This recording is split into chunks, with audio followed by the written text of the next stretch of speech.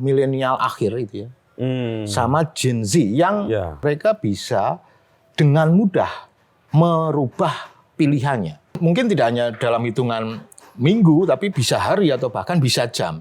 Ya, seperti swing vote mereka. Mereka swingnya itu sangat cepat. Kenapa seolah-olah partai politik semua takluk begitu saja dengan presiden satu seorang gitu? Ya, Justru kami berharap kepada Anda yang bukan dari bagian masa lalu itu untuk menyelesaikan ini dengan cara yang mungkin baru. Itu yang saya maksud, Mas. Gen Z itu bisa aja bilang, Anda yang bikin masalah kok kami yang suruh menyelesaikan begitu. Apapun. Semuanya kalau bisa ditoleransi, negara ini mau dibawa kemana, Mas?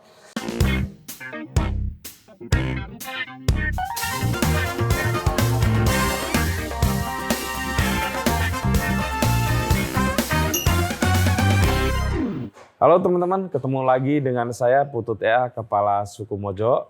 Dan hari ini kita ngobrol dengan seorang intelektual hebat dari UGM. Lebih tepatnya dari Departemen Politik dan Pemerintahan.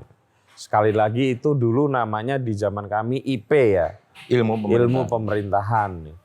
Di zaman jenengan juga kan masih. Mas ya, masih ilmu pemerintahan dengan Dr. Mada Sukmajati. Namanya saja sudah mengerikan, ya. Udah ada Sukmajati, jadi sejatine Sukma. Dari mana Mas Mada asalnya? Iya. Saya dari Madiun, Mas, Jawa Timur. Tapi sudah sejak ya S1 kan di sini. S1 di IP waktu itu ya? Waktu itu di tahun 94 ya. Iya. Terus sampai sekarang di sini, menetap di Jogja. S1, S2-nya kalau nggak salah di Tokyo ya? Di Jepang, di Grips namanya. Graduate. Itu ngambil apa, Mas? Kalau di IP kan jelas ngambilnya. Iya. Waktu itu saya ngambil public policy, kebijakan publik ya. Ya masih ada sangkutan ada relatednya gitulah ya dengan ilmu pemerintahan karena waktu itu saya belajar kebijakan publik. Iya.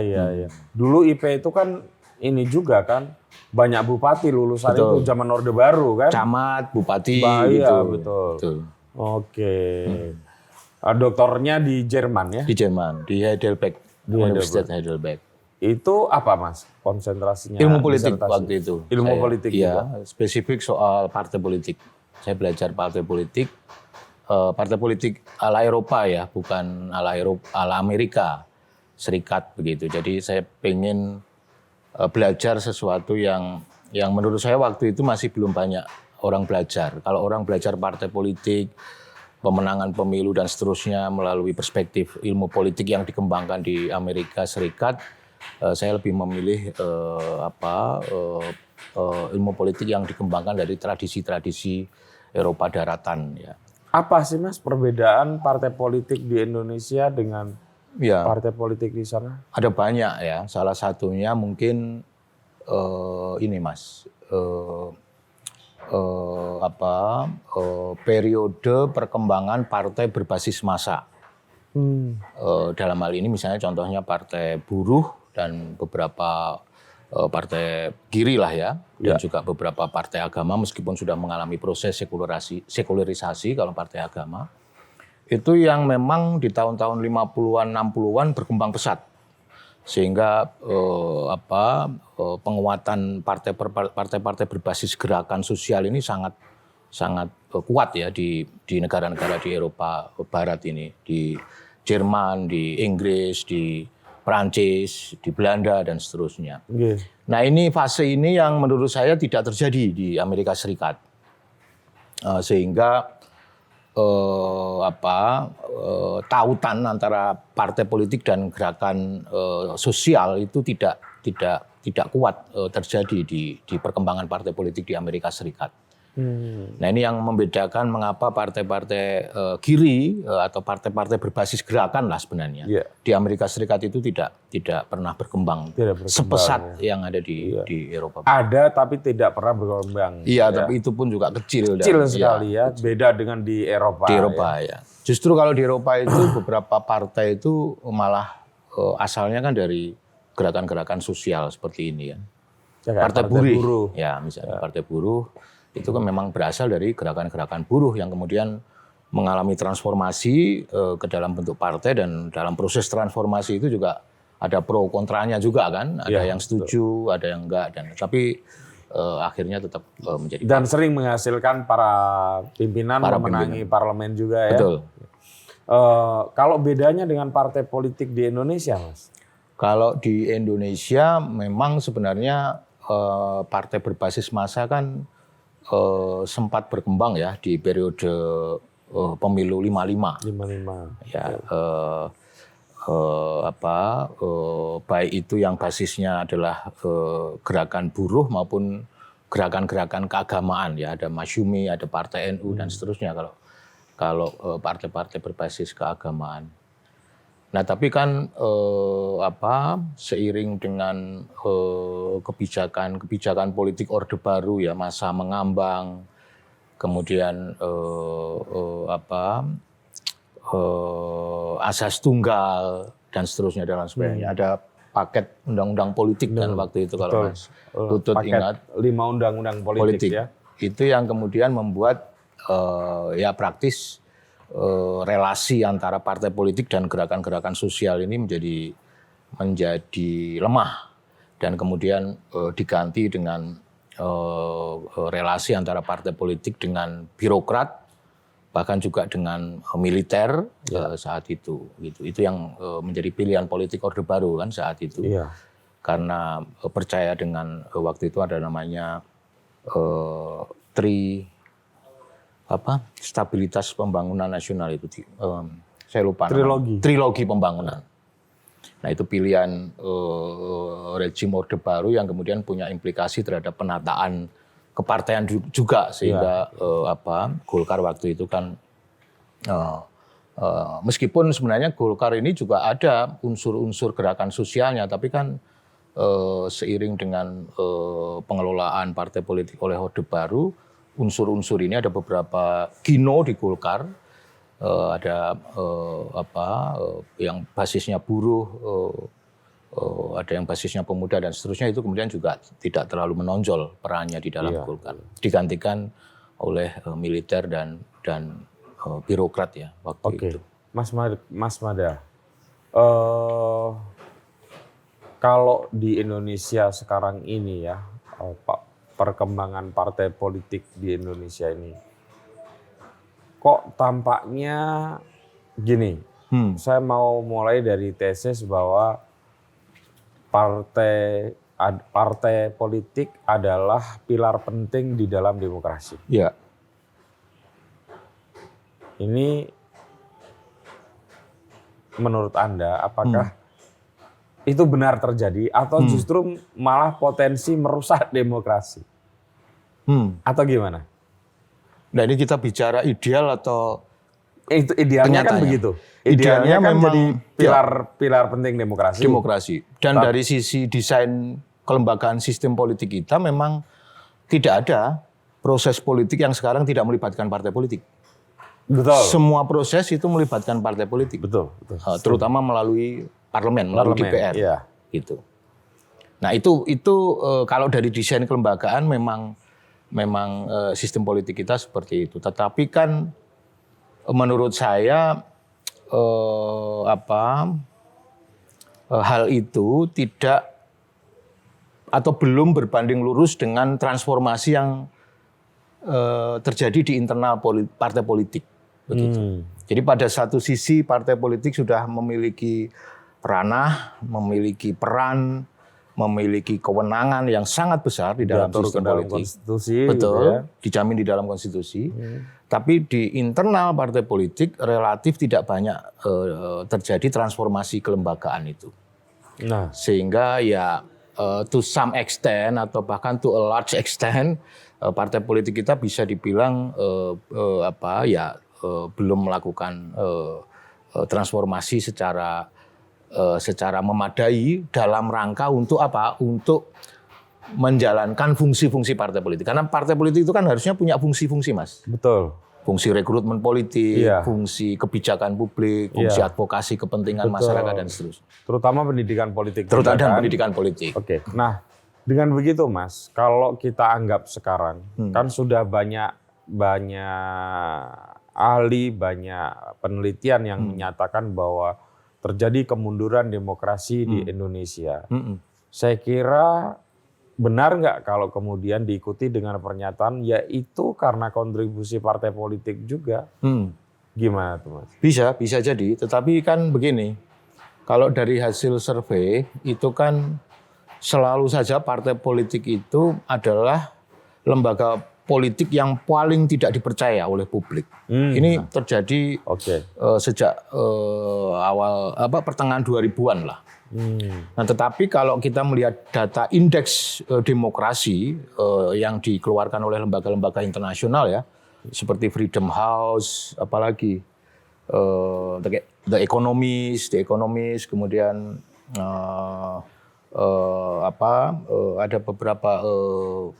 ada beberapa lagi saya lupa. Itu kemunduran demokrasi kita itu sebenarnya terjadi sejak 2013. Jadi bisa dikatakan sejak masa akhir pemerintahan Pak SBY. Berarti sejak mulai ditinggalkannya donor-donor internasional untuk mengawal proses demokratisasi di Indonesia. Mungkin ada kaitannya dengan itu. Dan ternyata kelembagaan itu nggak terjaga dengan baik kan. Betul. Mestinya begitu ditinggalkan harusnya sudah tertata ya. Oke. Ya mungkin ada pengaruh itu. Tetapi memang tadi ya kalau datanya kan kalau dari sisi partai politik kan memang sudah lama gitu. Partai politik ini tidak mendapat kepercayaan publik. Tapi kalau dari indeks demokrasi itu dari 2013. Gitu. Jadi kalau pertanyaannya tadi apakah karena kontribusi partai politik? Ya bisa jadi. Tapi saya kira itu bukan satu-satunya. Ya, karena sistem pemerintahan kita atau sistem politik kita yang lebih luas itu kan juga meletakkan figur presiden itu sebagai yang bisa dikatakan yang utama dari yang setara begitu. Iya, karena sistemnya presidensialisme. Tapi bukan berarti kemudian parlemen tidak punya kekuatan ya, saya kira. Ya, parlemen sebenarnya punya kekuatan yang cukup kuat. Misalnya di dalam konstitusi kita itu kan dinyatakan secara eksplisit, saya lupa di pasal berapa, bahwa pembuat undang-undang itu adalah pemerintah dan DPR. Betul. Jadi sebenarnya parlemen itu juga punya fungsi yang menentukan untuk menentukan kualitas atau indeks demokrasi kita ini. Nah, kemudian Mas, sebelum kita ngomong ke hal yang lebih menukik lagi di tema kita, sebelum gegeran soal apa yang terjadi di isu-isu termutakhir ini, mau MK kek, mau politik dinasti kek, mau apapun itu, sebetulnya kita semua bisa tahu betapa partai politik itu betul-betul tidak berdaya di bawah presiden. Kenapa itu bisa terjadi? Padahal kan harusnya enggak. Orang presiden bisa diusung kan karena partai politik. Iya. Kenapa seolah-olah partai politik semua takluk begitu saja dengan presiden satu seorang gitu? Iya, kalau menurut saya begini ya Mas Putut ya.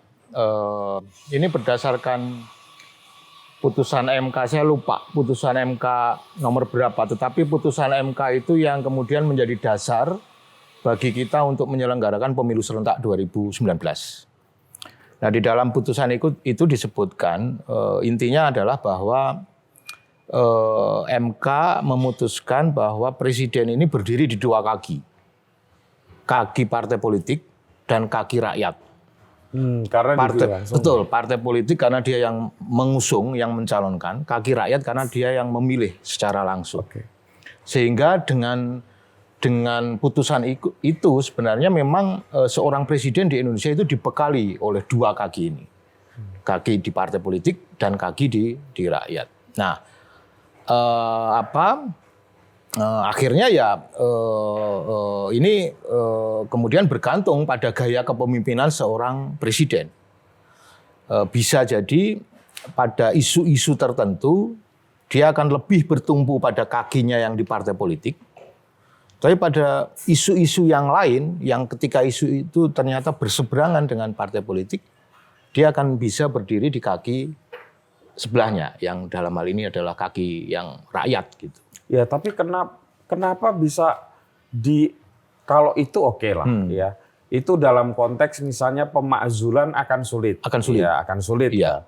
Tetapi kalau presiden bisa mengintervensi sedemikian dalam kepada partai politik, itu kan jadi tanda tanya besar. Ya. Karena menurut saya salah satu pertanda yang harus kita baca dari seluruh anggaplah kekacauan yang belakangan ini terjadi. Itu kan saking takluknya partai-partai politik itu di bawah presiden. Misalnya saya kasih contoh adalah terbentuk awalnya KIB dulu, Koalisi Indonesia Bersatu kalau nggak salah ya. Yang konon mau dipakai sebagai kendaraan Pak Ganjar Pranowo. Benar tidaknya saya nggak tahu, tapi koalisi itu kan ada. Antara PAN, kemudian apa lagi ya KIB itu ya? P3 juga. PAN, P3 sama Golkar kan? Ya Golkar kan. Nah itu kan jelas itu. Nah kemudian ketika sekarang ini koalisi gemuk Presiden, Capres Prabowo Gibran, itu kan jelas-jelas nggak mungkin kalau nggak atas dasar nama koalisinya aja, Koalisi Indonesia Maju sama dengan nama kabinetnya kan. Yeah. Ya. Dan itu jelas para pimpinan partainya itu adalah para menteri gitu. Yeah. Kan dari situ kelihatan betapa inferiornya partai politik ini di hadapan presiden. Gitu. Ya. Itu gimana menjelaskan itu, Bang? Iya, pertama ini pertanyaan besar ya. Mungkin saya akan coba bertahap menjawab pertanyaan ini. Monggo. Pertama, memang bisa dikatakan bangunan koalisi sistem kepartaian kita selama ini kan basisnya sangat pragmatis ya, Mas. Sangat sedikit sekali. Itu pun hanya kasus mungkin PDI Perjuangan dengan PKS.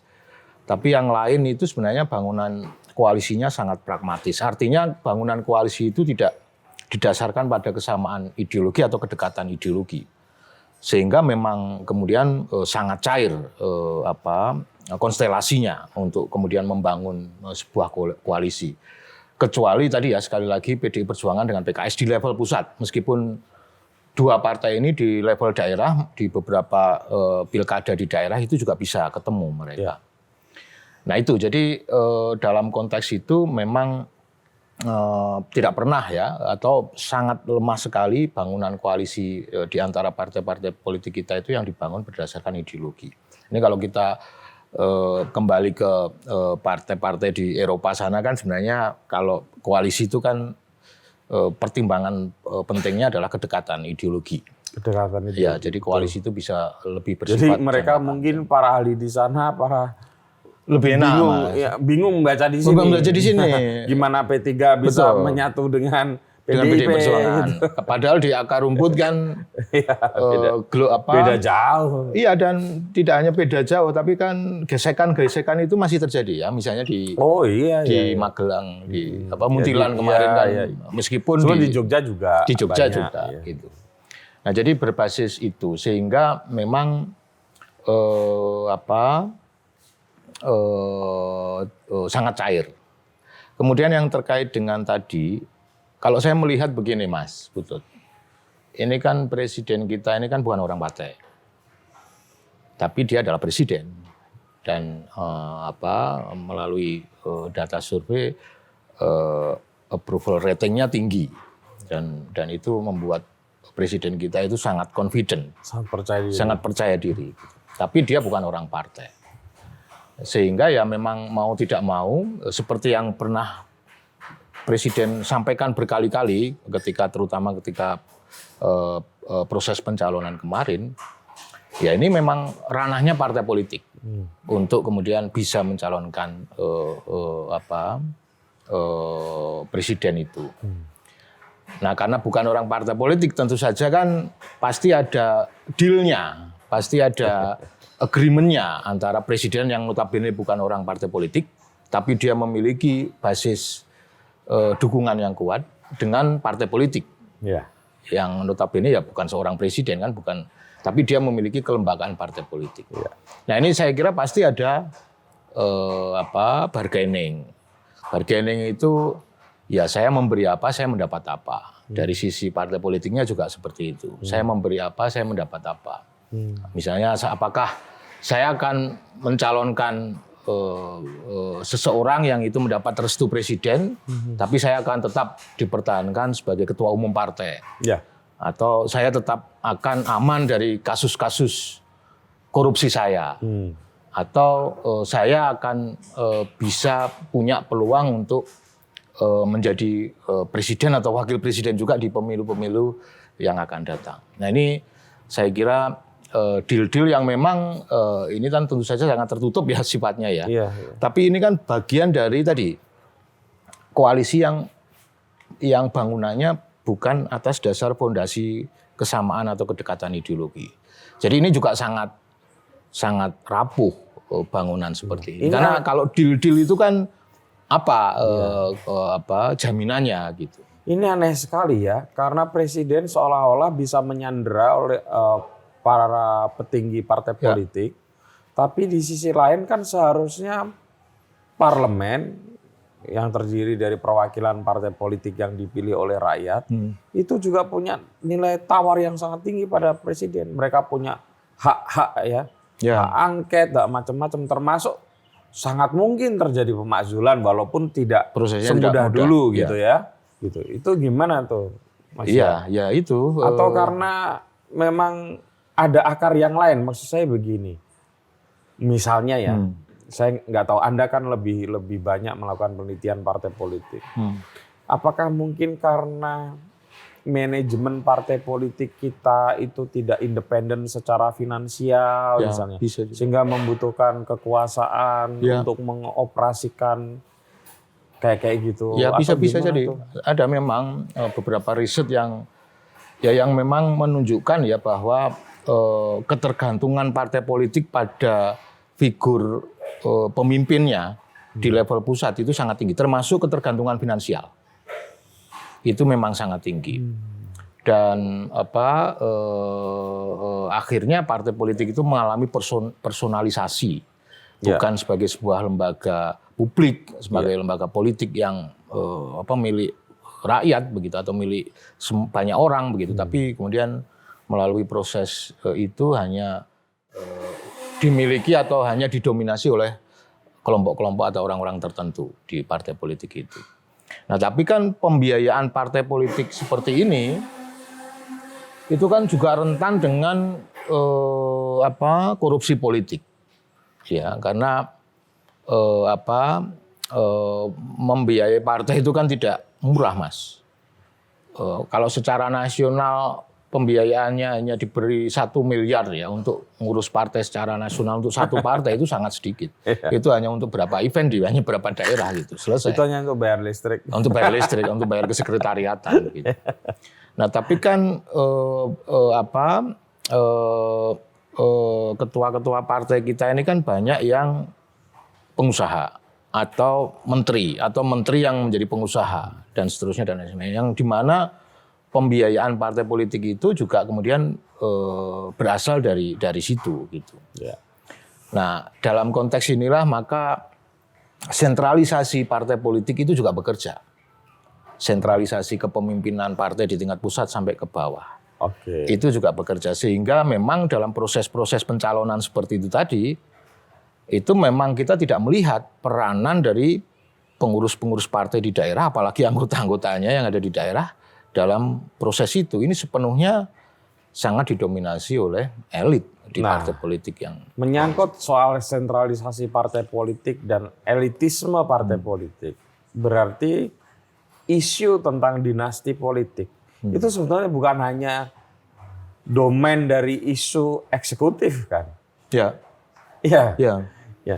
Jadi sekarang kan kemudian orang ngomong soal dinasti politik seolah-olah kemudian hanya semata-mata soal Gibran dan Jokowi gitu ya. Padahal di dalam praktek keseharian ya dari desa, kabupaten kalau itu eksekutif, hampir semua partai politik itu melakukan dinasti politik. Ya. Itu gimana tuh Mas?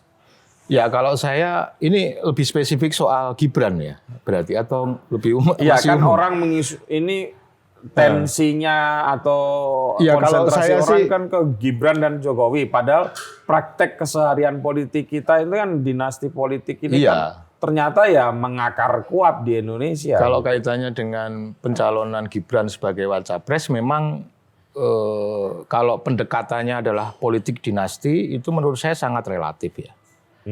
Tapi kalau pendekatannya adalah abuse of power, penyalahgunaan kewenangan atau kekuasaan, itu sudah mutlak melalui skandal MK itu. Iya. Itu. Jadi itu memang sudah mutlak.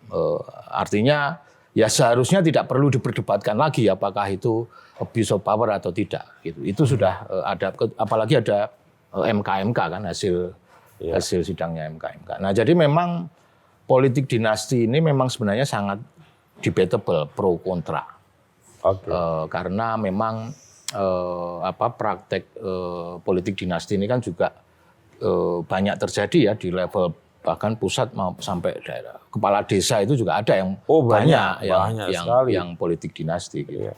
Tapi apakah itu kemudian terkait dengan abuse of power? Nah, saya kira itu yang kemudian menjadi batas, Mas. Karena politik dinasti kan juga tidak hanya di Indonesia, bahkan Betul. di Amerika Serikat juga.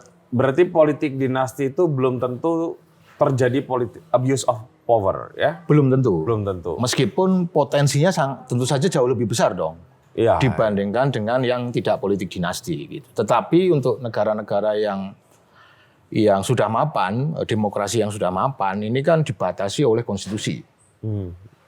Tidak sekedar konstitusi sih sebenarnya juga perilaku elitnya yang bisa membatasi diri untuk kemudian tidak menggunakan kewenangannya itu secara optimal, secara mati-matian gitu ya. Untuk kemudian apalagi kalau itu untuk digunakan untuk kepentingan pribadi.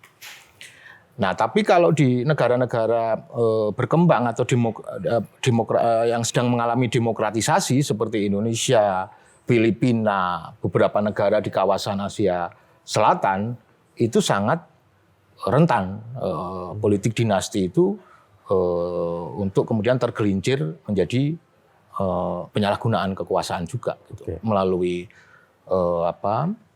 manipulasi konstitusi, manipulasi pemilu, hasil-hasil pemilu, kemudian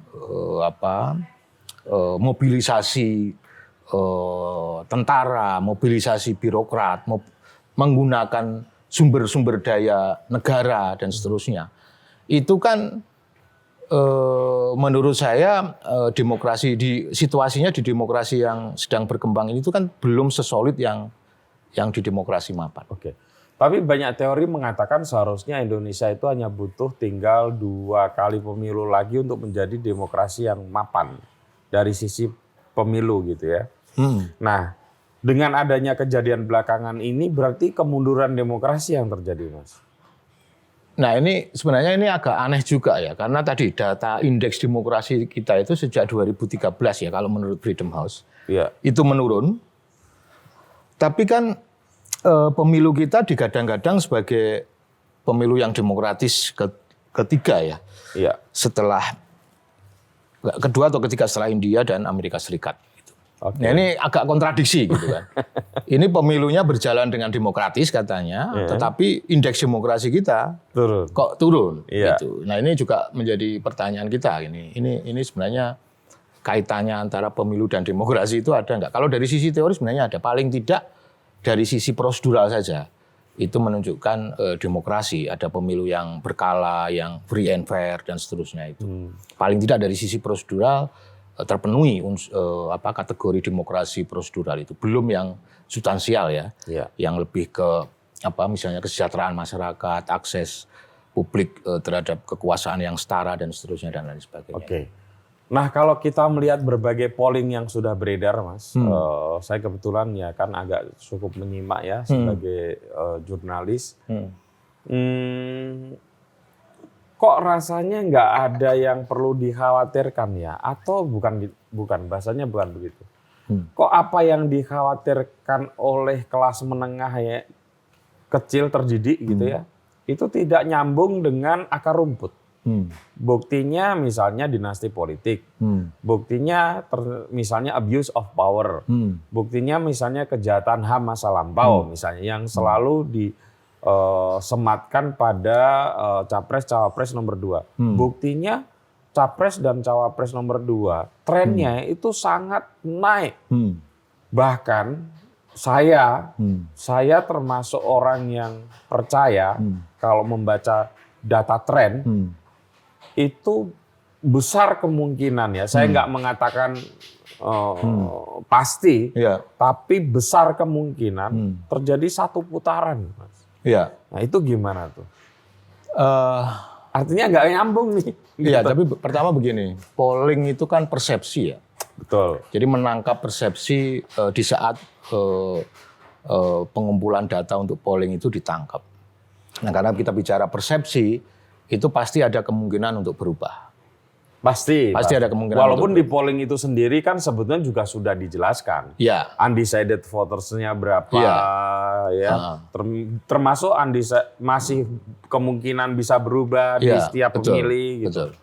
Kemudian yang kedua ada istilah bandwagon effect. Ya. Nah, tapi kalau di istilah dunia saham, Mas, itu ada istilah self-fulfilling prophecy dan self-defeating prophecy. Jadi kalau di dunia saham itu, kalau dari analisisnya kemudian bisa dilihat trennya. Tren. Nah, tren ini bisa terjadi sesuai dengan analisis itu kalau terjadi self-fulfilling prophecy. Artinya semua orang kemudian mengamini itu hasil analisis itu sehingga tren itu kemudian memang benar-benar terwujud. Tapi seringkali juga tidak jarang juga di dunia saham itu terjadi self defeating prophecy. Artinya tidak semua orang kemudian mengamini sehingga proyeksi itu kemudian tidak terjadi. Memang untuk kita dari pemilu-pemilu sebelumnya tren ini atau proyeksi ini tidak terlalu banyak berbeda dengan realitasnya. Tetapi menurut saya waktu itu kita belum punya banyak kelompok masyarakat yang disebut sebagai milenial akhir itu ya. Sama Gen Z yang menurut saya mereka punya perilaku memilih yang sangat berbeda. Betul. Berbeda dalam artian apa? Mereka bisa dengan mudah merubah pilihannya. Tidak mungkin tidak hanya dalam hitungan minggu, tapi bisa hari atau bahkan bisa jam. Ya, seperti swing vote mereka. Mereka swingnya itu sangat cepat. Ya seperti orang mengakses gawe itu kan kalau dianggap tidak menarik 15 detik aja atau mungkin udah kelamaan sekarang 15 detik itu udah langsung ganti-ganti aja dia. Nah ini yang agak berbeda dengan generasi-generasi yang sebelumnya yang pilihan politik itu relatif stabil. Jadi orang milih partai A di satu pemilu dan kemudian di pemilu berikutnya ya di generasi-generasi sebelumnya ini ya cenderung tidak banyak merubah pilihan ataupun kalau merubah pilihan pergeseran partainya tidak berbeda. Jadi misalnya antar partai-partai nasionalis. Tapi kalau antara partai nasionalis dengan partai Islam biasanya jumlahnya lebih sedikit itu. Kalaupun terjadi pergeseran biasanya antar partai nasionalis atau antar partai Islam. Begitu. Nah, menurut saya kalau kita sering mendengar data yang disampaikan oleh KPU ya bahwa sekitar 55% dari total jumlah pemilih kita di 2024 adalah berasal dari kelompok ini, ya berarti ayunan atau swing itu juga masih bisa terjadi. Dan ada Dan kalau ngomong satu putaran ya semua kandidat saya kira ambisinya 1 putaran, Mas. Ambisinya enggak, Ya. kan ini Itu kan cyborg aja, berdasarkan data survei. Tren data survei maksud saya. Tren data survei itu saya baca ya 6 atau 7 itu yang saya kira yang masih bisa dipertanggungjawabkan gitu. Yeah. Itu memang menunjukkan tren positif untuk nomor 2. Ya. Gitu. Dan terjadi stagnasi di nomor 3 dan bahkan ada kecenderungan turun. Yang nomor 1 itu naik tapi lambat sekali. Ya tapi menurut saya sampai sekarang kan belum sampai ada yang data yang solid ya, yang belum yang 1 putaran itu kan. Data yang solid belum, tapi kan lagi-lagi membaca tren ya sama kayak yang Anda sebut. Tapi tadi sebagai saham tadi. Tren itu memang dari pemilu-pemilu sebelumnya, ini menurut saya ya, itu memang bisa dipertimbangkan kalau karakter pemilihnya tadi dia sudah firm gitu ya, dan dari satu pemilu ke pemilu yang lain itu tidak berganti. Tapi kalau karakter pemilih seperti 55% dari total pemilih itu yang sangat swing itu, ya saya kira masih bisa kemana-mana. Bisa jadi 1 putaran 60% lebih, tapi bisa jadi juga 2 putaran maksud saya. Sehingga ya kita perlu memahami karakter pemilih dari kelompok ini, dari Gen milenial yang akhir dan Gen Z itu, karena mereka keputusan mereka untuk merubah pilihan itu tidak main-main, tidak lama, tidak mudah sekali lah paling enggak. Yeah. Termasuk data yang jenengan tadi sampaikan, trennya kok semakin naik, itu kan berarti kan ada perubahan juga, meskipun tidak menurunkan Prabowo, tapi kan menaikkan Prabowo. Iya. Tapi kan naik kan, naik. Tapi kan bisa juga nanti mudah juga turun gitu. Jadi dengan karakter pemilih, jadi ada istilah easy come, easy go. Yeah. Saya kira ini sebenarnya bukan hanya dari sisi peserta ya, tapi kita semua lah dari sisi penyelenggara atau juga dari akademisi atau kelompok-kelompok masyarakat sipil yang lain ini perlu memahami karakter pemilih. Atau jangan-jangan mereka memang tidak peduli lagi dengan program-program politik, tetapi justru pada gimmick-gimmick politik. Misalnya ya gemoy. Ya. Terus ininya kan kalau kita lihat baliho-balionya diejek, dihina, disenyumin saja gitu-gitu ya dengan visualisasi yang sangat-sangat menarik gitu dan kreatif gitu. Iya, tapi kalau itu sih mungkin tidak menjadi persoalan besar bagi kita ya. Tapi saya kira yang akan menjadi persoalan besar adalah ketika data-data yang tadi kita bicarakan ini itu tidak sekedar di situ, tapi juga sudah ada kompromi atau toleransi terhadap tadi misalnya abuse of power, praktek-praktek abuse of power, praktek-praktek demokrasi, praktek-praktek menjunjung tinggi hak asasi manusia dan seterusnya dan lain sebagainya. Mas, sorry saya potong. Sangat mungkin para generasi Z itu ngomong seolah-olah begini. It's your problems, not our problems. Gitu. Yang mana nih problem yang mana? Demokrasi. Oke. Soal HAM dan lain sebagainya itu kan your boomers problem. Your ex yang tua-tua gitu ya. Iya. Ya kayak X kan ada X yang muda, X yang tua gitu ya. Iya, tapi tapi generasi Z dan X yang muda tapi ini generasi Z dengan predikatnya sebagai native digital, dengan kondisi ekonomi yang mungkin sudah lebih baik lah kalau dibandingkan dengan generasi-generasi kita dahulu, sehingga mereka bisa mengakses pendidikan. Itu tidak bisa berpikir bahwa demokrasi ini bukan hanya urusan sekelompok orang, bukan hanya urusan usia tertentu saja. Ini urusan jangka panjang.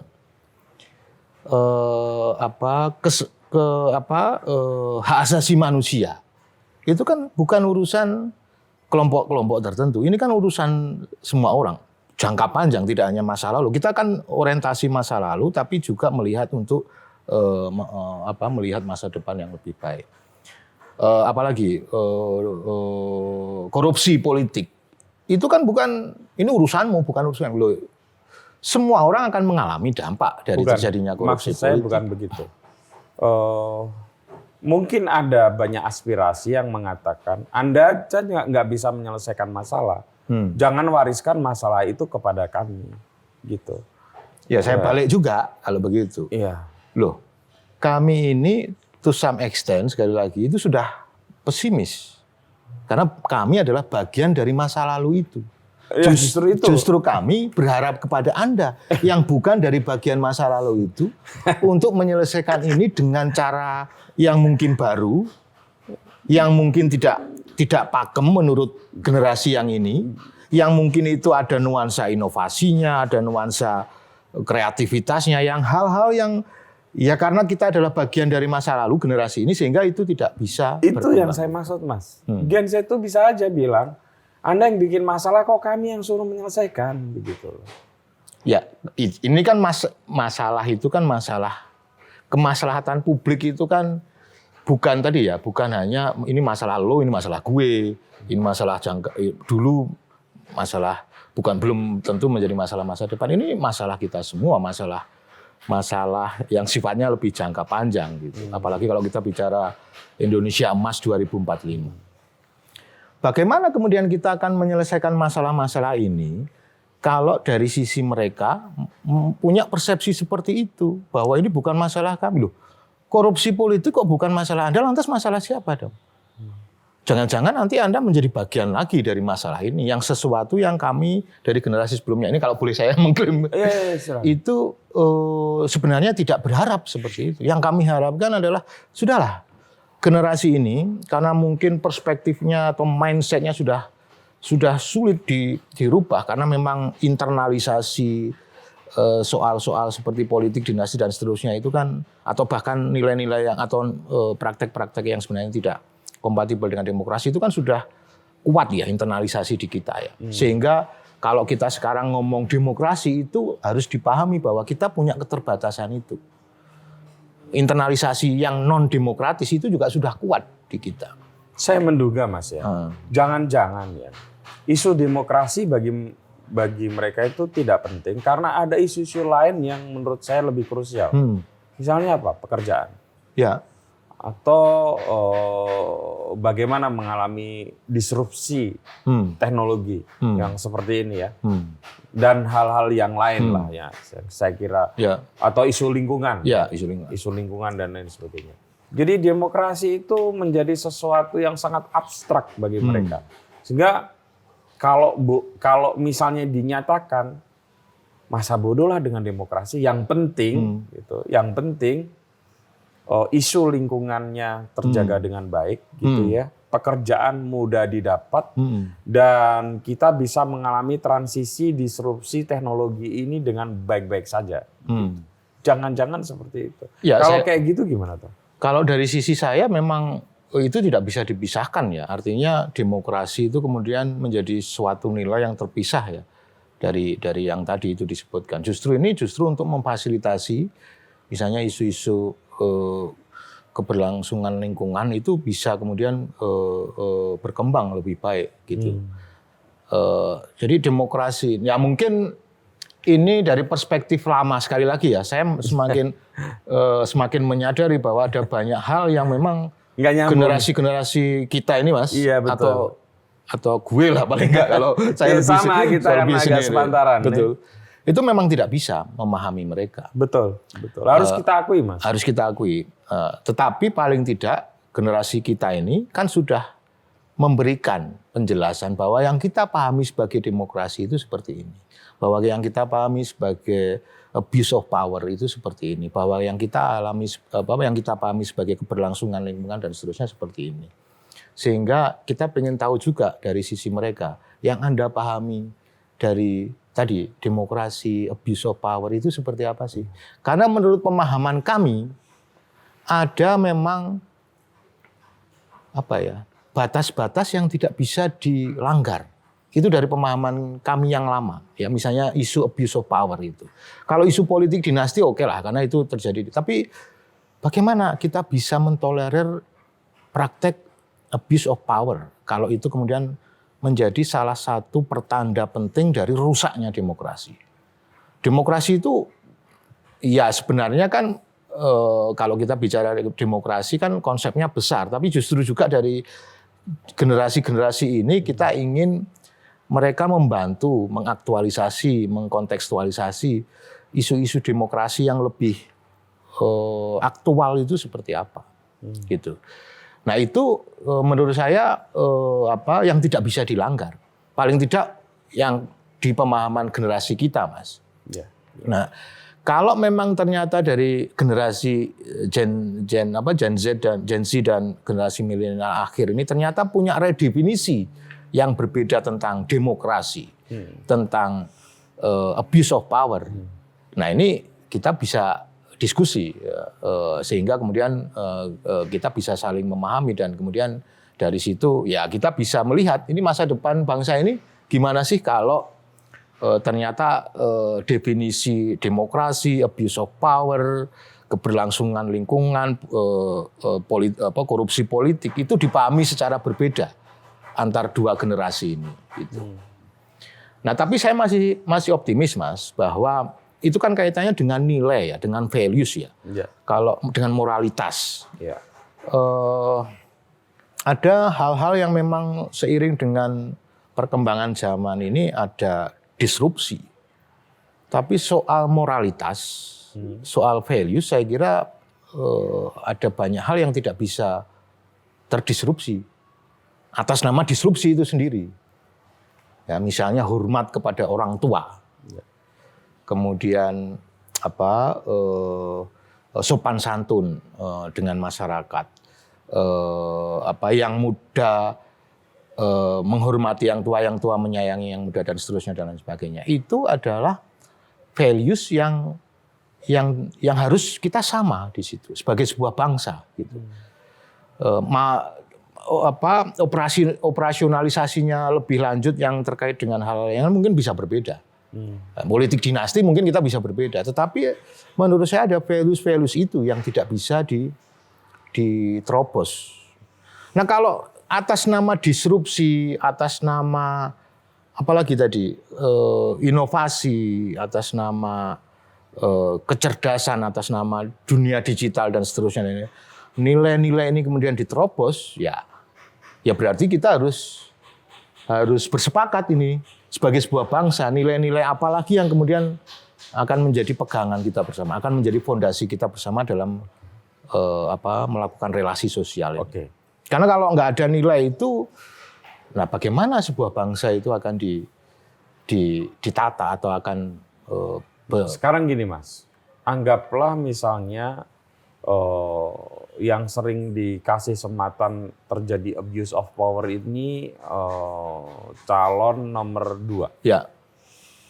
Kalau ternyata calon nomor 2 ini menang dan kemudian bisa membawa kemakmuran dan keadilan bagi bangsa Indonesia, terus dasar moralitas apa yang bisa mengatakan itu tidak bermoral gitu kemudian?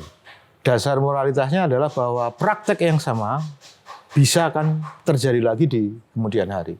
Bahkan lebih berkembang lagi. Atas nama tadi, kemajuan ekonomi. Atas nama apa lagi tadi?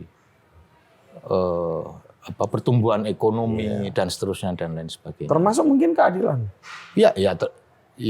Kalau kita bicara keadilan kan sebenarnya ini datanya koefisien gini. Koefisien gini aja kita masih tinggi loh, Mas. Iya, koefisien gini itu kan di masa lalu, Mas. Ini yang kan sekarang kita mau ngomong calon presiden yang akan datang. Lah, kalau tadi Anda bicara tren, kalau koefisien gini itu kan juga sudah pakem toh formulanya. Itu trennya kan kalau memang tidak ada upaya yang serius, yang masif gitu ya, yang konkret juga untuk mengatasi kesenjangan ini, ya akan seperti itulah yang terjadi gitu. Nah, jadi memang proses ini kan perdebatan antara proses atau hasil gitu kan. Betul.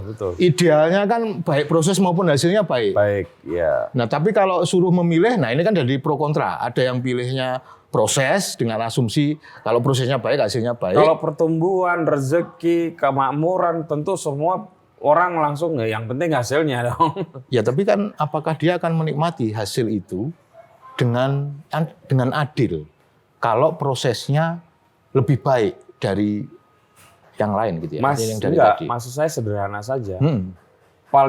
Money politik di Indonesia itu masih tinggi. Ya.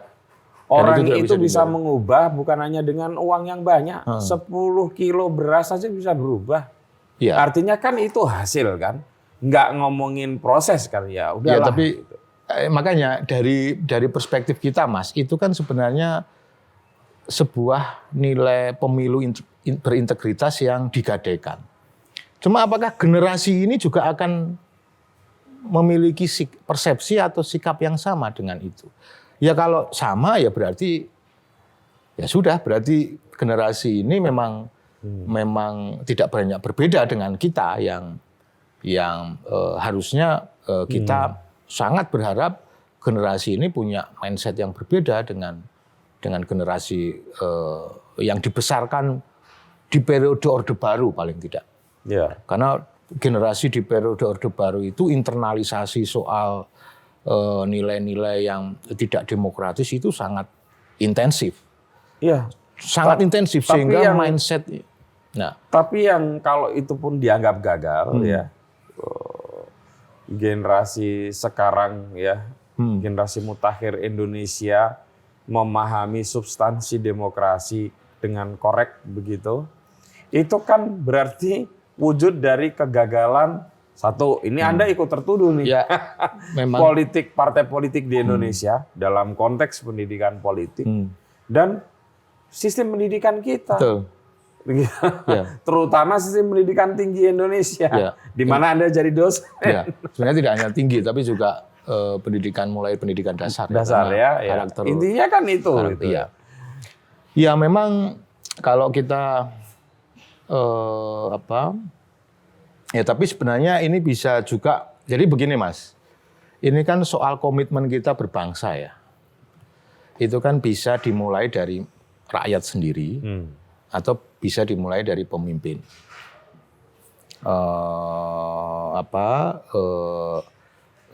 Pemimpin itu kan yang kita ingin tahu adalah sejauh mana komitmen mereka dalam konteks kita ini sebagai bangsa itu akan dibawa kemana. Kita itu tidak hanya generasi tertentu ya, ini semua generasi dengan variasi-variasi kepentingan, persepsi, sikap yang sangat tinggi ya variasinya. Nah, tapi di masyarakat sendiri kan juga bisa mengembangkan ide atau gerakan-gerakan atau inisiasi-inisiasi yang memang itu meminta kira-kira bayangan mereka atas masa depan yang ideal itu seperti apa gitu. Jadi dua ini bisa. Nah, cuma sekali lagi kalau memang sangat sepragmatis itu tadi ya, kalau menurut panjenengan, meskipun saya tidak seyakin itu Mas, saya masih optimis generasi ini sebenarnya soal nilai tadi ya, misalnya hormat pada orang tua, etika moralitas itu tetap dijaga. Itu itu tetap. Cuma mungkin masalahnya adalah ya mereka tidak memahami idealitas kita, atau mereka punya idealitas sendiri yang standarnya berbeda dengan kita gitu. Tapi paling tidak kita tahu ya bahwa sekarang ini idealitas dari kelompok menengah ya, kelas menengah yang tadi Anda sebut ya Mas Putut ya. Dengan kelompok ini kan sebenarnya bukan kelompok bawah juga. Ini kan sebenarnya bagian dari kelompok menengah juga karena tingkat pendidikan mereka juga tinggi. Tingkat ekonomi mereka juga nggak rendah-rendah banget gitu. Itu asumsinya kan harusnya nyambung. Idealitas kedua kelompok atau sebenarnya satu kelompok tapi di strata yang berbeda itu kan. Nah, tapi kalau tidak terjadi, ya mungkin instrumentasi kita, dialog kita, komunikasi kita untuk mempertemukan idealitas itu yang mungkin perlu perlu lebih dikembangkan. Sekarang gini aja deh Mas, supaya lebih jelas kepada para pemirsa. Ya, tapi begini Mas Putut, dalam banyak hal juga saya tidak, ini mungkin karena mindsetnya masih apa yang tidak itu ya. Kalau dipaksa terlalu pragmatis gitu ya, misalnya harus ini harus itu dan enggak, berat juga. Saya gitu. hanya mau memberikan data saja. Kan misalnya Cawapres nomor 2, Pak Prabowo sering diidentikan dengan pelanggaran HAM masa lalu. Ya. Oke. Mas Gibran sering diidentikan dengan dinasti politik dan abuse of power. Betul. Tapi pemilihnya makin banyak dan makin meningkat. Dan itu kebanyakan dari generasi Z juga. Gitu. Kan berarti mereka punya aspirasi politik sendiri. Ya. Jangan-jangan bukan mereka nggak paham loh. Iya. Mereka mungkin paham. Iya. Tapi saya pilih mereka gitu. Jadi ada masalah apa dengan itu gitu? Ya kalau dari sisinya Prabowo sama Gibran nggak ada masalah. Enggak. Setidaknya dari para intelektual, para skolar. Ya. Gitu. Ya itu yang justru kita ingin pahami gitu ya. Karena begini,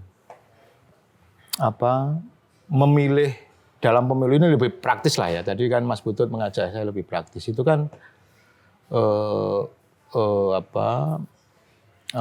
ada metode retrospektif tapi juga prospektif gitu kan. Jadi tidak hanya prospektif saja atau tidak hanya retrospektif saja. Tidak hanya berorientasi pada masa lalu seseorang, track record seseorang, tapi juga ide-ide yang dia tawarkan ke depan. Nah menurut saya kita akan lihat saja ini. Berarti apakah retrospektif menjadi tidak dipertimbangkan oleh pemilih tadi yang hasil survei tadi yang calon pemilih Pak Prabowo dan Mas Gibran ini, atau yang prospektifnya juga nggak jelas. Gitu. Karena kalau kita bandingkan 3 paslon ini kan sebenarnya nggak beda-beda amat ini, ya adalah perbedaannya. Kalau programnya hampir nggak ada beda, gitu kan. Ya jadi berarti apakah memang ya ini aku juga nggak tahu ini berarti pertimbangannya retrospektif. Sosok, saya kira sosok. Tapi saya hanya mau menyatakan kalau sosok kan berarti apa sih yang membedakan Pak Prabowo dengan paslon yang lain ya misalnya? Apakah beliau lebih lebih kebapaan, lebih senior? Ya, ada banyak teori sih kata anak-anak yang muda karena suka kucing bahkan macam-macam gitu ya. Ya saya sih kalau dari generasi saya Mas Putut, saya nggak melarang lah itu mau ngelus-ngelus kucing, mau ngelus-ngelus kuda, mau ngelus-ngelus yang lain ya. Tetapi kan soal tadi ya, soal nilai, soal program yang ditawarkan, soal masa lalu, itu kan juga kemudian tidak bisa diabaikan pertimbangan-pertimbangan itu. Nah, kita akan berharap pada generasi seperti ini, tetapi kalau kemudian yang kita pahami tadi hanya karena suka kucing, Pak Prabowo suka kucing terus dipilih. Mungkin loh ya. Itu kan jadi sangat, dari perspektif kita ya sekali lagi, itu kan sangat ironis. Yang notabene mereka loh, 5 tahun, 10 tahun ke depan itu yang akan mengisi politik dan pemerintahan di negeri ini.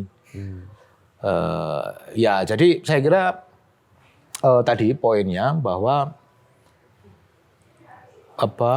ada memang hal-hal mendasar yang tidak bisa ditoleransi. Mau itu usianya berapa saja, mau itu tingkat pendidikannya apa saja, tingkat ekonominya apa saja, itu tidak bisa moralitas. Mungkin to some extent etika gitu ya, terus sopan santun, tata krama. Artinya Anda mau bilang kalau ada paslon yang ada abuse of power di situ, mestinya nggak dipilih dong? Tidak hanya abuse of power tentu saja, yang merupakan turunan dari tadi moralitas, etika seperti ini itu juga harus harus dikritisi gitu. Misalnya memakai politik identitas. Memakai gitu. politik identitas, Iya. kemudian apalagi ini kan paslon nomor 1 kita kan boleh kan belak-belakan di sini. Boleh lah apa kita. Politik identitas. Kalau paslon nomor 2 itu apa abuse of power atau Abuse of HAM. power, HAM. Kemudian ini kan kalau kita lihat kelemahan-kelemahannya ya. Iya. Kalau calon nomor 3 itu apa? Ekologi mungkin ya, pernah semen atau wadas Atau gitu. petugas partai lah. Atau petugas partai. Petugas gitu. partai. Nah itu. Tetapi kan cara kita nanti dulu Mas. Cara kita menilai kan tidak hanya yang lemah-lemah ya. Yang unggul-unggul juga ya. Misalnya biar ini fair Mas. Kita kan harus fair juga, mau seperti apa, nyantai apapun tetap harus fair kan kalau kita ngomong. Persis. Nah ini nilai-nilai seperti ini yang tidak bisa dikompromikan menurut saya dari sisi saya. Kita nggak bisa nih ngomong meskipun kita sudah berusaha 3 paslon, tapi hanya dari sisi kelemahannya itu nggak bisa. Harus ada dari sisi positif. Nah, misalnya posisi paslon nomor 1 itu mungkin lebih muda, calon presidennya kan mungkin paling muda ya, atau paling berpendidikan tinggi. Ya, paling berpendidikan tinggi. Kemudian bekas mantan gubernur DKI yang notabene adalah ibu kota. Kemudian yang paslon nomor 2 apa kelebihannya? Ya, pengalaman militer. Pengalaman bisnis ya. Bekas menteri, anak muda. Anak muda itu tergantung juga, itu bisa jadi kelemahan atau kelebihan, tapi mungkin itu cawapresnya. Cawapresnya. Kan kita ngomong satu paket nih, tidak. Kemudian yang ketiga mungkin kombinasi gitu ya antara junior senior, antara partai non partai gitu kan, partai dan akademisi. Nah, cara ini harus kalau memang mau dibilang smart, mau dibilang kekinian, mau dibilang update atau sesuai dengan perkembangan, sesuai dengan kaum ini yang harapkan itu, ya harus fair menilainya. Kelebihan, kelemahan, masa lalu, masa depan, untuk semua paslon, untuk semua capres, cawapres gitu. Dan yang fair. Dengan begitu, kalau melihat fairness itu, sebetulnya semua pasangan memang berhak untuk memimpin negeri ini ya. Berhak memimpin. Cuma kan kita berharap. Kok ada cumanya? Iya, tentu saja berhak Mas. Berhak. Ya, berhak. Enggak, dari sisi pemilihnya, ini kan mumpung momentum perubahan. Katanya ya, setiap pemilu itu katanya selalu menyediakan harapan baru, optimisme baru. Apalagi sekarang ini kan katanya tadi KPU juga 55% nih. Dari total pemilih adalah pemilih muda. Gitu. Ya sudah, kita manfaatkan momentum ini gitu, sesuai dengan keinginan kita gitu, termasuk keinginan anak muda itu gitu. Keinginan anak muda kan belum tentu perubahan. Ya monggo gitu, tetapi yang kita batasi, yang kita jaga itu kan soal bahwa pemilu harus berintegritas. Kecurangan-kecurangan di dalam pemilu harus dijaga, harus diantisipasi. Kekerasan harus diminimalisir. Ya. Netralitas ASN TNI Polri harus dijaga. Nah itu kan mau Anda generasi itu atau generasi yang lain itu kan sesuatu yang tidak bisa diterobos, Mas. Kalau yang ini saja diterobos ya aku nggak paham itu. Semakin nggak paham. Yang sekarang aja udah nggak paham. Apalagi loh, nggak apa-apa. Kecurangan pemilu yang penting kan siapa aja yang menang bahwa ekonomi baik. Tadi bukan kecurangan pemilu, tapi soal masa lalu. Enggak, abuse of power kan tadi kan. Abuse of power yang sudah lewat ya, bukan yang dibilik itu kan variabel abuse of power kan bisa diganti dengan yang lain. Iya. Dengan kecurangan pemilu. Iya. Dengan itu sudah bagian, maksud Anda itu sudah bagian dari kecurangan pemilu ya. Tapi belum masuk di fase pencoblosan. Maksud saya adalah hal-hal yang tidak bisa diterobos. Tidak bisa ditoleransi. Mau apa atas nama apapun. Semuanya kalau bisa ditoleransi, negara ini mau dibawa kemana, Mas? Ya, negara ini ya bisa jadi dipimpin oleh seorang bandit, seorang jahat, yang kemudian dia akan memberi pekerjaan hanya kepada mereka yang kritis, agar suara-suara yang bisa yang di medsos itu yang terutama yang bisa memobilisasi persepsi dari kelompok ini bisa diamankan begitu. Dan strategi-strategi lainnya yang intinya adalah itu manipulasi yang manipulasi persepsi atau opini yang kemudian akhirnya itu sebenarnya juga menipu gitu. Mas, itu saya poinnya. Terakhir nih pertanyaan terakhir. Menurut Anda berapa putaran nih? Tergantung dari swing putersnya. Feeling Anda aja. Feeling saya nggak usah berbasis data, nggak apa-apa. Nggak usah. Ya tapi karena ini tergantung dengan dugaan saya kalau pemilihnya swing sekali bisa berayun ke sana ke sini, ya ini tergantung performa dari semua paslon ya. Tapi menurut saya tidak mudah untuk satu putaran. Tidak mudah. Tidak mudah. Kecuali ada praktek-praktek tadi. Mobilisasi sumber daya negara, aparatur negara, kecurangan pemilu dan seterusnya. Itu dalam konteks yang sekarang bisa kita hanya satu putaran gitu. Iya. Siapapun itu, kalau saya kira terjadi, saya tidak berpretensi ke paslon tertentu ya. Tapi ini kecurangan ini, mobilisasi ini dan seterusnya juga bisa potensi terjadi kecurangan itu bisa dilakukan di semua paslon. Di semua paslon. Hanya besarannya saja yang kemungkinan terjadi pada paslon tertentu kan? Kan tergantung power yang dipegang. Tergantung power yang sumber daya yang tapi sebetulnya kalau kita mau ngomong soal pilpres, pilkades, pil apapun lah Mas, semua pihak itu punya potensi untuk melakukan kecurangan kan? Betul. Tapi where the power is gitu kan? Dan kita perlu peran anak-anak muda ini untuk bisa mengantisipasi praktek-praktek itu. Karena kalau itu pun ditoleransi, terus saya nggak tahu ini yang jelek-jelek saja ditoleransi, apakah kemudian nanti tidak sopan kepada ibu, kepada orang tua, kepada bapak itu juga akan ditoleransi? Apakah mencuri juga akan ditoleransi? Apakah menghalalkan semua cara akan ditoleransi? Enggak. Ya, jadi tetap harus ada yang tidak bisa ditoleransi, Mas. Dan dalam konteks yang politik 2024 tadi abuse of power itu tidak bisa. Tidak bisa. Pemilu tapi bukan berarti tidak bisa ditoleransi otomatis sebaiknya tidak dipilih kan?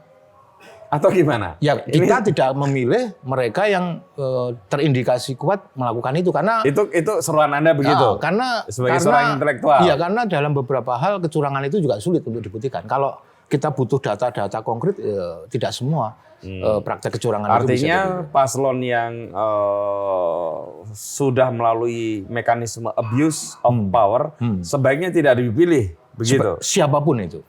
Karena abuse of power itu sudah terjadi atau akan terjadi. Kita lihat aja di pemilu ini. Karena ini kan pemilu masih panjang menuju 14 Februari. Kalau begitu, swing itu bisa sampai 14 Februari. Kalau tiga-tiganya nggak melakukan abuse of power, berarti sebaiknya tiga-tiganya nggak kita pilih ya? Ya kan ada pertimbangan lain. Abuse of power kan tidak hanya satu-satunya. Misalnya tadi kecurangan pemilu yang berintegritas, gitu-gitulah. Ada banyak lah instrumen yang kemudian kita bisa kalau pakai. Semua curang. Di Jawa Tengah paslon 1 curang, di Jawa Timur paslon 2 curang. Gini, misalnya ada tiga instrumen. Ini kalau kita bicara detail ya, ada 3 instrumen nih. Ya. Satu instrumen dipakai oleh semua, yang kedua dipakai oleh semua, yang ketiga tidak dipakai oleh semua, ya Anda pilih yang tidak memakai semua instrumen itu yang artinya yang tidak. Kalau semua pakai ya kita lihat aja yang porsinya paling rendah siapa. Oh gitu. Yang minimal. Tetap memilih yang minimal. Iya dong. Kalau menurut saya memilih itu tetap Mas, karena tadi golput itu mungkin itu pilihan yang paling akhir aja deh. Jangan sekarang, kalaupun itu dipilih ya nanti aja lah pas 14 Februari jam 12 atau jam setengah 1 lah. Itu baru diputuskan di situ, tapi jangan sejak. Kalau sekarang sebaiknya memindai, memeriksa gitu, mencermati. Betul, ada 3M, gitu Mas. Ya. mengumpulkan informasi terkait dengan tiga paslon. Mengolah itu termasuk membanding-bandingkan. Ojo dibanding-banding ke, ojo disaing-saing. Itu harusnya malah kita banding-bandingkan, kita saing-saingkan. Informasi yang kita sudah ada. Yang ketiga memilih. Sehingga ketika nanti kita memilih, kita sudah tidak bingung. Baik. Dan saya itu ulang ya, 3M ya. Jadi mengumpulkan informasi sebanyak-banyaknya. Baik masa lalu maupun masa depan. Masa depan gimana? Berarti enggak kaitannya dengan visi misi program, Mas. Yang masa depan itu. Oke. Ya, baik. Dengan persona, dengan gitu-gitulah semua informasi kemudian membandingkan, mengolah. Ya, mengolah itu ada membandingkan, mengolah informasi. Ada yang menyamakan juga, membuat perbedaan, kebersamaan dan seterusnya. Sehingga mungkin bisa mengerucut ke 2 nama saja, misalnya dari 3 atau kalau enggak atau langsung 1 gitu. Atau langsung 1 baru sehingga kemudian memilih. Memutuskan. Ya. Terima kasih, Mas. Siap. Ini insya Allah menjadi bagian dari pendidikan politik kita dan jangan lelah untuk melakukan pendidikan politik bagi warga negara. Terus terang saya agak Indonesia. lelah memahami ini, Mas. Tapi saya berharap ada clue lah yang kemudian kita generasi kita ini lah, Mas ya, bisa sedikit lebih paham aja perilakunya. Karena kalau seperti ini ya kita tidak pernah bisa memahami. Baik. Tapi saya kira setiap generasi punya kearifannya sendiri. Punya kearifannya sendiri. Baik, saya percaya itu. Mas Mada, terima kasih banyak telah meluangkan waktu untuk berbincang dengan kami. Sampai ketemu lagi dengan tamu kami selanjutnya. Matur nuwun, Mas. Terima kasih.